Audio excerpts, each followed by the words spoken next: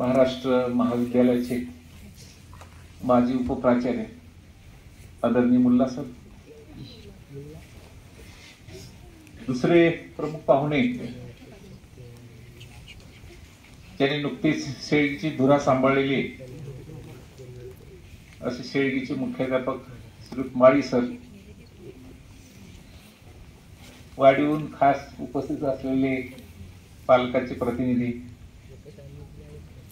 श्री पठाण, या शाळेचे मुख्याध्यापक श्री कदम, आपण सर्व शिक्षक शिक्षकेतर कर्मचारी,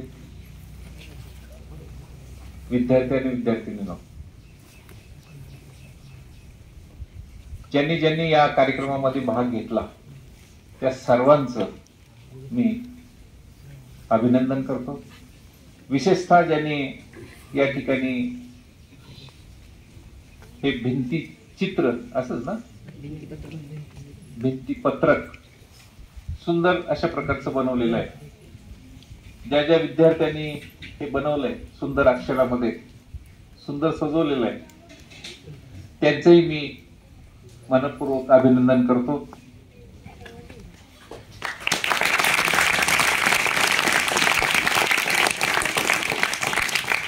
आणि जे विद्यार्थी हा कार्यक्रम मनापासून बसून ऐकतात, अगदी शांततेनं, की आता सुरुवातीला या प्रास्ताविकात सरांनी सांगितलं की आपल्या मध्ये काहीतरी भावना या ठिकाणी निर्माण होतात। आपलाच एखादा सहकारी बोलत असेल तर आपण ही बोलावंसं वाटतं। आपलीच एखादी मैत्रीण इथं गाण्यावर डान्स करत असेल तर आपणालाही पुढच्या वेळेला त्यामध्ये भाग घ्यावा असं वाटत असेल। आत्ताच तुमच्यापैकी ह्या मुली या ठिकाणी या कार्यक्रमाचं सुंदर अशा प्रकारचं संचलन करतायत।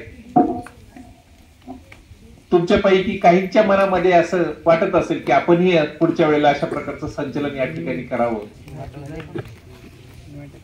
आहे ना?